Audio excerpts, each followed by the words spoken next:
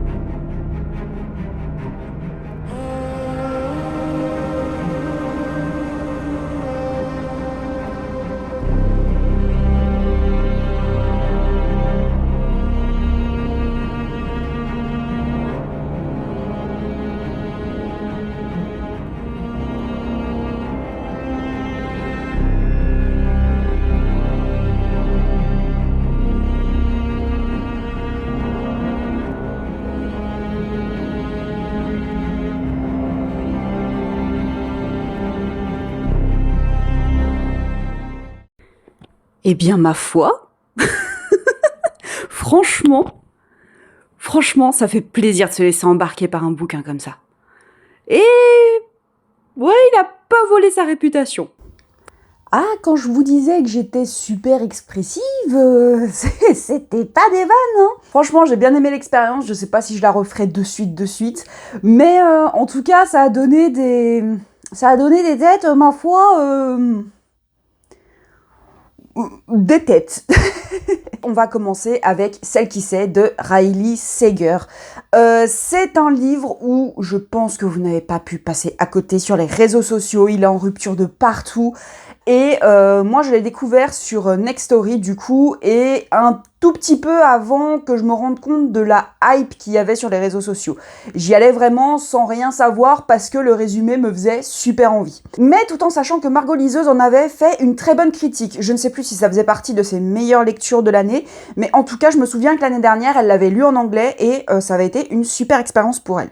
Nous sommes dans les années 80 dans une petite ville, je sais plus dans quelle région des États-Unis, mais nous y suivons Kit, qui est aide-soignante, enfin qui était aide-soignante pendant plusieurs années avant d'être mise à pied suite à un drame qui s'est passé alors qu'elle s'occupait d'une personne en particulier. Et ça fait 6 mois du coup, son employeur la reprend pas trop de gaieté de cœur, c'est pour ça qu'il décide de l'envoyer là où personne ne veut aller globalement. C'est dans un manoir isolé en hauteur de la ville et Kit sait très bien que c'est la résidence de Lenora Hope. Lenora Hope qui fait un peu office de croque-mitaine dans la ville puisque elle aurait tué toute sa famille lors d'une nuit de 1929. Et il y a carrément une comptine qui a été faite à son honneur et Kit l'a constamment en tête et de base elle voulait absolument pas y aller puisque justement Lenora Hope voilà, elle est vraiment vue comme une meurtrière. Sauf que lorsqu'elle s'y rend finalement, elle se rend compte que Lenora Hope, suite à plusieurs AVC et suite à plusieurs maladies, elle a un besoin d'assistance constant, c'est-à-dire qu'elle ne peut plus bouger, elle ne peut plus marcher, elle ne peut plus parler. Elle ne peut simplement bouger que la main gauche et il y a un certain code pour qu'elle puisse communiquer avec des questions fermées. Est-ce que vous aimez bien ça, oui ou non? Mais une idée va commencer à germer dans l'esprit de Kit, celle de découvrir ce qui s'est réellement passé lors de cette nuit de 1929. Et dans la chambre de Lenora, il y a une machine à écrire. Et donc, vu qu'elle peut au moins utiliser la main gauche, peut-être qu'elle va pouvoir lui raconter son histoire. Je pense en toute franchise que ce livre mérite sa hype. Ça n'a absolument rien à voir avec La femme de ménage où là pour le coup j'ai compris pourquoi il avait une hype mais moi j'étais absolument passée à côté parce que étant habituée à lire des polars je voyais absolument tout venir. Là dans Celle qui sait j'ai eu un pur plaisir de me laisser avoir et de me laisser surprendre. Ça, c'est un truc que j'ai depuis plusieurs années, depuis que j'ai appris les codes de comment est-ce qu'on écrit une histoire avec les artisans de la fiction. Et de temps en temps, ça me manque un peu d'avoir cet esprit naïf, cet esprit candide lorsque j'ouvre un livre parce que la plupart du temps, quand je lis quelque chose, j'arrive à voir où ça va se dérouler, j'arrive à voir où l'auteur ou l'autrice va me mener, parce que j'arrive à voir les détails maintenant. Avec Riley Sager, je sais vraiment pas pourquoi et je pense qu'il faudra que je me procure le livre pour essayer de décortiquer ce qui s'est passé parce que je suis quand même en mode mais il y a quand même des choses assez grosses et je suis passée à côté quand même. Alors à savoir aussi que j'ai lu ce livre pas de la manière la plus appropriée possible puisque ayant eu un petit accident, je n'ai pas pu continuer ma lecture pendant plusieurs semaines, donc ce qui fait que je n'ai pas pu le lire et donc il y a certains détails que j'ai pu très certainement oublier et peut-être que j'aurais vu certaines choses. Il y a une chose que j'ai vu venir, mais il y en a d'autres où je n'ai absolument pas vu ça venir et donc j'ai été agréablement surprise de me laisser avoir comme à l'époque. J'ai retrouvé tout ce que j'aime dans ce livre, c'est-à-dire une espèce de figure de croque-mitaine sous la forme d'une petite mamie qui ne peut absolument plus bouger, donc est-ce qu'elle représente une menace ou pas? Elle laisse sous-entendre que peut-être que oui ou peut-être que non. Nous avons un manoir isolé en haut d'une falaise qui commence à s'ébranler puisque la falaise étant en train de s'étioler à cause du temps, la maison se retrouve répercutée, donc on a une maison qui est légèrement penchée et ça va donner une espèce de malaise dès le départ puisque Kit va se rendre compte qu'il y a un truc bizarre dans cette maison et c'est l'inclinaison de cette dite maison et ça va renforcer un petit peu ce sentiment de malaise qu'elle a, non seulement d'être dans une maison penchée mais en plus d'être dans la maison penchée d'une potentielle meurtrière. Nous avons des secrets de famille, nous avons une double narration puisque nous avons accès au manuscrit de Lenora Hope, puisque oui, Lenora Hope a pour projet, on va dire, d'écrire le livre puisqu'elle a toujours voulu devenir écrivaine depuis sa plus tendre enfance et on va dire qu'elle se sort de sa léthargie en écrivant ce manuscrit et en écrivant cette partie de son histoire qui a chamboulé des milliers de vies. Enfin des milliers, j'exagère un petit peu, qu'il y en a en moins chamboulé 4, du coup. Je n'irai pas dire que c'est un coup de cœur, cependant, malgré tous les éloges que je suis en train d'en faire, parce que je pense qu'il a manqué une toute petite étincelle pour que ce livre devienne un coup de cœur. Il y a évidemment toute l'atmosphère, il y a les personnages également, surtout le personnage de Kit qui est vraiment très intéressant et c'est clairement elle qui m'a poussée à continuer et Lenora bien évidemment puisqu'elle est fascinante dans le portrait que Kit en fait, mais il y a quand même un certain manichéisme dans certains personnages qui je pense auraient pu être un peu évité. Je pense que si on avait sorti certains personnages de ce manichéisme, ils auraient pu se déployer et être vraiment des personnages hyper intéressants, hyper touchants. Ceci étant dit, nous avons un super roman page-turner qui est construit comme un page-turner, qui a une super ambiance, qui a une superbe plume, et voilà, je pense qu'il n'a pas volé sa réputation, et que il a largement sa place en tant que best-seller parce qu'il est vraiment très divertissant. C'est un peu en surface, mais il y a quand même un certain message sur la condition des femmes dans les années 20 qui moi, du coup, m'a plu puisque, voilà, je suis la féministe de service. Mais voilà, j'ai trouvé que c'était divertissant, j'ai trouvé que c'était bien fait. Je serais curieuse de découvrir un autre livre de Riley Sager. Je sais qu'il y en a un autre sur Next Story, donc peut-être que je m'orienterai vers ça. Vous êtes dans mon salon actuellement.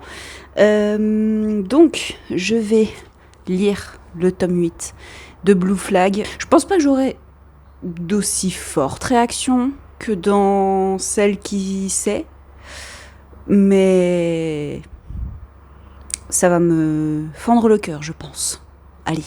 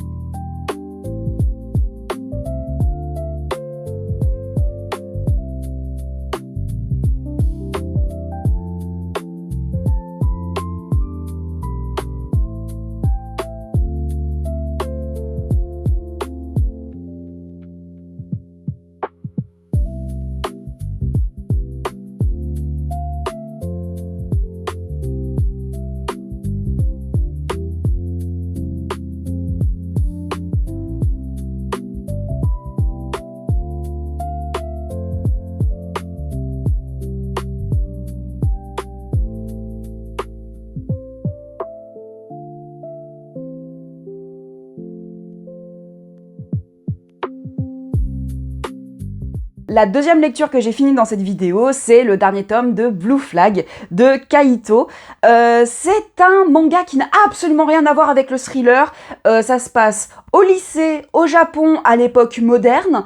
Nous sommes avec 3 lycéens, Taishi, Thomas et Futaba. Taishi et Thomas, ils sont meilleurs amis depuis l'enfance, même si au fil du temps, leur lien s'est un peu distendu, puisque n'étant pas dans la même classe, et surtout n'étant pas traités de la même manière, Taishi est le genre d'adolescent qui aime bien rester dans son coin et qui n'aime pas, qui aime bien son petit groupe d'amis et qui n'aime pas attirer l'attention, alors que Thomas, non seulement de par sa taille assez imposante, il est aussi très sportif, il est très populaire, très très mignon, et donc il attire forcément les regards, et donc il fait partie des populaires, alors que Taishi, il est dans la masse anonyme, on va dire, des lycéens. Sauf qu'au début de la série, ils vont se retrouver dans la même classe, et il y a une troisième personne, du coup, qui va se retrouver dans la même classe que ces deux-là, c'est Futaba. Futaba, qui est également une fille qui n'a pas beaucoup confiance en elle, qui est très timide, très introvertie, mais qui est folle amoureuse de Thomas, et ce qu'elle aimerait, c'est essayer de se rapprocher de lui pour, peut-être, on sait pas, sortir avec lui. Et elle va donc demander l'aide de Taishi pour essayer de se rapprocher de son meilleur ami. Et pour une fois, nous avons droit à un vrai triangle amoureux. C'est pas genre juste les deux mecs qui sont amoureux de la fille, il y a dans l'autre sens aussi. Le premier tome est sorti en mars 2019 et dès sa sortie, c'est typiquement une série de manga qui me faisait très envie. Mais ne sachant pas combien de tomes elle allait faire et ne sachant pas le dénouement de l'intrigue, j'avais un peu peur de m'y lancer. À l'époque, j'étais à la recherche de vraies romances queer, on va dire, et j'avais un peu peur que il y ait un couple hétéro qui finisse la série. Du coup, je me doutais que j'aurais pu être déçue si ça avait été un couple hétéronormé qui aurait débouché de toute cette intrigue. Et c'est pour ça que je m'étais jamais orientée vers cette série, ou en tout cas que je ne l'avais jamais commencée. La question ne s'est plus posée lorsque Louise m'a proposé de me prêter la série Blue Flag en me disant que c'était une de ses séries préférées. Et au final, j'ai vraiment beaucoup aimé cette série. Taishi, c'est devenu très très vite mon personnage préféré. Même si les trois sont très touchants, d'une certaine manière, ils se regroupent les uns les autres et on comprend pourquoi est-ce qu'ils sont amis finalement. Ce qui fait la force de Blue Flag, à mon sens, c'est le développement des personnages et l'évolution de certains personnages. Taishi a une évolution de dingue, tout en restant fidèle à lui-même et à sa personnalité. Et en plus, ce qui est hyper intéressant, c'est que l'auteurice, je crois que c'est un auteur, en profite pour parler en profondeur de certains sujets, comme par exemple, est-ce que nos amis doivent forcément avoir le même avis que nous? C'est peu commun, à mon sens, de voir des sujets traités de manière aussi profonde que dans Blue Flag. On a une profondeur qui est étudiée dans les relations humaines, dans l'amitié, dans l'amour, dans tout ce que peuvent représenter certains personnages également. Je pense notamment à un personnage qui s'appelle Mami, qui est vue comme la fille populaire du lycée, qui traîne toujours auprès de Thomas parce que justement elle est amoureuse de lui, etc. Et elle a un développement. L'auteur m'a lancé un hameçon en disant « Oui, c'est le cliché de la fille populaire dans les lycées japonais, dans les mangas de lycées japonais. » J'ai mordu à l'hameçon et après, l'auteur m'a sorti de ma rivière et m'a dit « regarde ce qu'elle est en fait. » Et j'étais en mode « Ah !» Et franchement, chapeau. Et c'est pareil pour certaines autres discussions qui tournent autour de la non-acceptation d'autrui, qui tournent autour des stéréotypes qu'il peut y avoir sur le genre, sur le couple, etc.